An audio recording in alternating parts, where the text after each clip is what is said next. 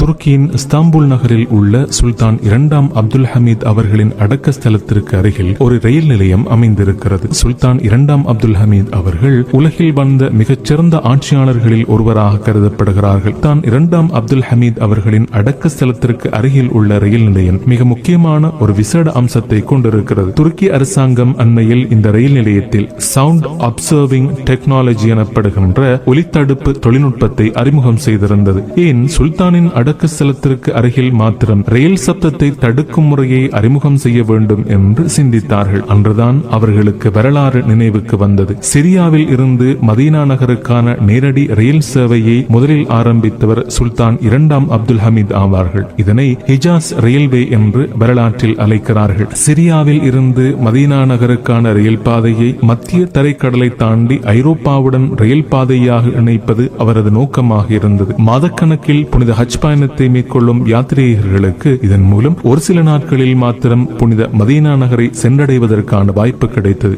German நாட்டின் டாய்ச்சே வங்கியுடன் அவர்கள் ஒப்பந்தம் ஒன்றில் கைச்சாத்திட்டார்கள். இதன் அடிப்படையில் ரயில் பணியின் நிர்மாண பணிகள் ஆரம்பிக்கப்பட்டன. 1908 ஆண்டில் இந்த ரயிலின் நிர்மாண பணிகள் பூர்த்தியடைந்தன. ஹிஜாஸ் ரயில்வே திட்டம் பூர்த்தியடைந்ததை தொடர்ந்து சுல்தான் இரண்டாம் அப்துல் ஹமீத் அவர்கள் அதனை உலகில் வாழுகின்ற முஸ்லிம்கள் அனைவருக்கும் வக்ஃப் செய்தார்கள். அதாவது அனைவராலும் பயன்படுத்தக்கூடிய பொது சொத்தாக இந்த ரயில் திட்டத்தை அவர்கள் அறிவித்தார்கள். ரயில் பாதையானது சிரியாவின் டமஸ்கஸ் நகரில் ஆரம்பமாகி மதீனா நகரில் முடிவடைந்தது. ரயில் திட்டம் பூர்த்தியடைந்த செய்தி இஸ்தாம்புல் நகருக்கு அனுப்பப்பட்டதை தொடர்ந்து சுல்தானின் அந்தரங்க செயலாளராக இருந்த தஹ்சீன் பாஷா அவர்கள் டெலிகிராம் மூலம் தனது மகிழ்ச்சியான செய்தியை சுல்தான் அவர்களிடம் எத்தி வைத்தார்கள். ரயில் சப்தம் நபிகள் நாயகம் ஸல்லல்லாஹு அலைஹி வஸல்லம் அவர்கள் அடங்கியிருக்கின்ற மஸ்ஜித் நபவி பள்ளிவாசலுக்கு கேட்கக்கூடாது என்ற நோக்கத்துடன் ஒட்டகங்களின் தோள்களை பயன்படுத்தி மதீனா ரயில் நிலையத்திற்கு அருகில் தோள்களிலால் ஆன தடுப்புச் சுவர் ஒன்றை அமைத்தார்கள். அன்று முதல் ரயில் சப்தம் மஸ்ஜிது நபவி பள்ளிவாசலுக்கு, அதாவது நபிகள் நாயகம் ஸல்லல்லாஹு அலைஹி வஸல்லம் அவர்கள் அடங்கியிருக்கின்ற பள்ளிவாசலுக்கு கேட்கவே இல்லை. அன்று